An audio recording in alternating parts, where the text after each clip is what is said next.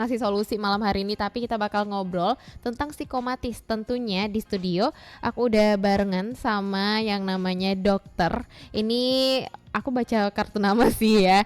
Ada Dr. Arina Widya Murni, SPPDK Sivinasim. Ini Direktur Pelayanan Medik dan Keperawatan. Malam Bu Dokter. Malam, apa kabar Ulan? Alhamdulillah baik. Enak ya. Kalau misalnya ngomong sama psikologi tuh kita yang ditanyain ya sama kreatif ya. Jangan takut, santai aja. Oh, aku tuh takut nanti ditanyain lagi stres apa kayak gitu. Oke deh, malam hari ini ya Dokter Arina kita kan bahas yang namanya psikomatis kayak gitu ya. Psikosomatik ya. Oh ya, psikosomatik. Iya. Salah sebut mulu sih, maaf ya dokter. Nggak apa-apa. Untung aku bukan mahasiswa. Kalau jadi mahasiswa dokter nih aku nggak lulus.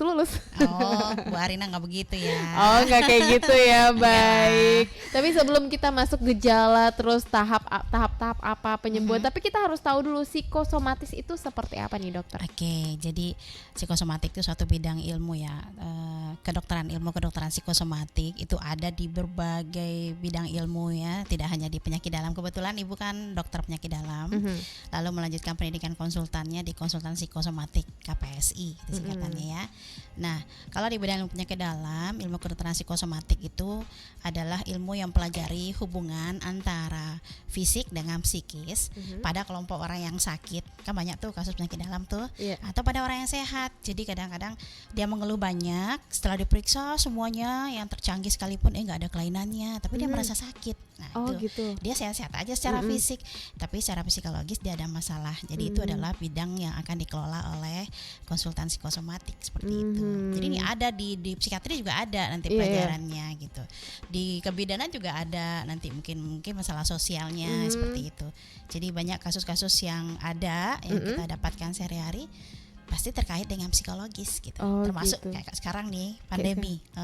Iya bener ya. Ada hubungannya dengan tapi nanti kita psikologis. hubung-hubungin aja gitu ya, psikosomatis sama pandemi pasti ada kayak gitu ya. Iya, semuanya ada. Bisa. Semuanya ada. Kalau Ibu bilang sih hanya rambut dan ujung kuku yang nggak ada masalah nih. Ini nggak ngerti nih.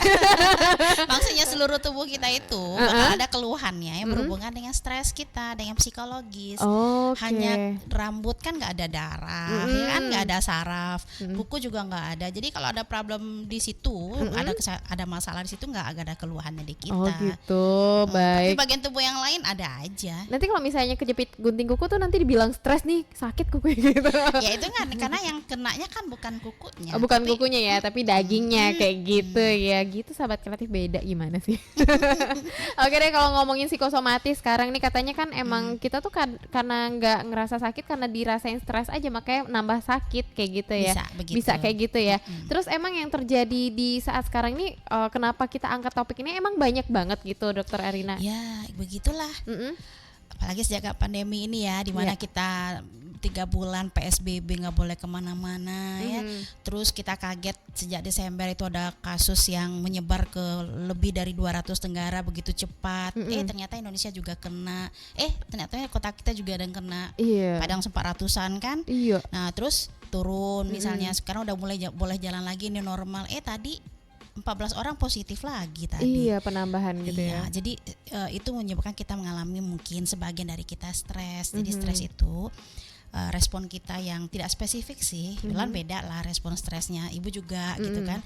Dan itu terjadi karena kita merasa nggak nyaman atau kita merasa tertekan atau terancam. Jadi karena nggak nyaman aja bisa tuh bikin kita akhirnya tubuh kita bereaksi. Jadi kalau kita ngalamin tekanan, bukan hanya hati kita yang galau ya, gaya ABG sekarang milenial ngomong lah ya. Bukan kita aja yang resah, gelisah, bukan perasaan kita aja, tapi spontan tuh jantung kita mungkin berdebar, lambung kita mungkin kembung ya, kita keringat dingin ya kan, atau malah gemetaran, kadang-kadang limbung. Mungkin ada kayaknya dengar yang punya keluhan seperti itu. Itu disebabkan karena tubuh kita menangkap suatu stresor ya, hal yang bikin kita stres, ditangkap oleh otak kita, ada pusat emosi di otak, itu mempengaruhi saraf, mempengaruhi hormon ya, semua sistem di tubuh kita, sehingga timbullah reaksi-reaksi seperti itu. Makanya Ibu bilang ada orang yang sebenarnya sehat aja tapi merasa sakit gitu.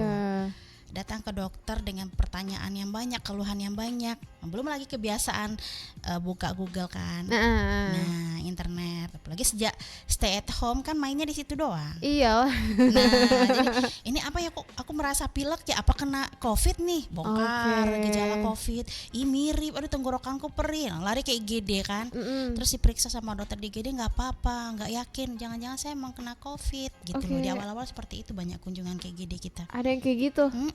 Merasa kena ada seperti flu atau apa, padahal nggak ada risiko terpapar kan. Iya. Nah tapi dorongan ketakutan itu yang membuat dia merasa akhirnya ada keluhan tersebut, dan kemudian ya cari pertolongan ke dokter atau ke IGD. Iya. Akhirnya kan gelisah sendiri, dan setelah diyakinkan nggak apa-apa baru mereka pulang gitu. Oke, walaupun kayak misalnya gini, kalau tadi kan emang mikirnya ini nggak sakit, tapi karena merasa sakit. Tapi kalau misalnya dari segi fisiknya ada nggak sih kalau misalnya psikosomatis nih kayak bisa dilihat kayak gitu? Biasanya terkait dengan emosi dia dominan yang mana, kecemasan atau depresi. Paling sering kan dua itu. Dua ya yang. Iya, kalau kecemasan kan kelihatan wajahnya khawatir, matanya gimana dia kayak tegang gitu kan, bolak-balik, kalau berjalan, kalau ngomong juga gimana. Nah kalau depresi kan cenderung menarik diri. Nah itu biasanya sudah kecemasan yang lama sih awalnya, itu ujung-ujungnya depresi. Ujung-ujungnya depresi itu udah tingkat paling parah kayak gitu ya, dokter? Dikatakan parah sih, pas cemasnya juga bisa parah, serangan panik istilahnya. Itu biasanya udah rasanya mau mati bentar lagi nih. Bentar lagi gitu ya. Rasa-rasa mau mati aja. Tapi ada nih kayak aku pengalaman pribadi sih, kayak ini kan kalau misalnya kita nggak depresi, rasanya kita nggak depresi, tapi ada suatu artikel atau kayak tes depresi, apakah kamu depresi, kita ikutin terus dari 10 tanda tuh 7 kita ada, terus kita mendadak depresi aja gitu. Wah ini bilang hasilnya kita lagi depresi gitu. Itu bisa terpicu oleh kuesionernya ya. Iya, itu termasuk nggak sih? Enggak sih. Oh enggak ya, beda ya. Jadi itu tahapnya yang mau saya ceritain. Mungkin Ulan juga menanya itu kali ya. Jadi kalau kita ngadapin suatu hal yang menekan, yang mengancam, sebenarnya reaksi pertama itu stres akut ya. Stres akut tuh alarm simptom namanya. Ada reaksi di tubuh kita nih. Kita takut, cemas dan sebagainya. Itu hal yang normal. Boleh-boleh aja dong kita cemas. Masa ada pandemi kita nggak cemas? Kan aneh aja gitu kan. Jadi itu normal. Kita cemas di awal sih oke-oke aja. Cuman ya Allah itu kasih kita kemampuan untuk beradaptasi kan. Nah, sudah sering dengar kan kata-kata itu. Nah, adaptasi itu yang dimunculkan sehingga kecemasannya sekian hari berkurang. Jadi kalau secara teori sih, kalau kita merasa tertekan dengan suatu masalah nggak boleh lebih dari 5 hari. 3-5 hari itu udah harus kembali ke titik awal. Oh gitu, emang ada jangka waktunya gitu ya dokter ya? Iya, karena itu penelitian ya. Penelitian membuktikan bahwa orang yang stres akut, adaptasinya bagus, 3-5 hari dia biasa lagi. Oh gitu. Tapi kan kebanyakan orang yang sampai stres akut mendadak dia bilang diri itu sampai ke bipolar, itu tingkatan mana lagi? Nah itu dia, karena ada artis yang kena bipolar. Jadi sebagian dari kita merasa udah kena bipolar nggak aku ya? Kadang-kadang perasaanku, moodku turun. Kadang-kadang aku jadi gimana? Bipolar itu kan perlu diagnostik juga. Jadi bukan berarti kita naik turun mood swing kayak gitu tuh bukan berarti kita bipolar. Ada tanda-tanda lain. Ya sama dengan gaya-gaya anak ABG sekarang, lu halu ya gitu. Halusinasi itu tanda psikotik loh, jangan salah-salah. Iya. Itu kan kayak kita ngobrol-ngobrol biasa aja gak sih? Halu kayak gitu. Iya, jadi kadang-kadang kita salah memakai istilah. Padahal itu kata kunci untuk gangguan jiwa berat loh. Kalau ada halusinasi, tiba-tiba nih Ulan sama Ibu lagi ngobrol tuh, Ulan bilang, Ibu ada orang di belakang, Ibu nggak lihat. Padahal bisa gitu ya, itu kan halusinasi visual. Nah, kalau itu sih, kalau misalnya Ulan yakin ada orang ya pasti itu halusinasi dan itu tanda-tanda ada problem psikotik gitu. Wah, kayak gitu. Nah, sementara remaja makanya istilah itu sebagai gimana ya, Ibu lihat kadang-kadang kayak pembulian aja sih, kata-kata bully ringan gitu.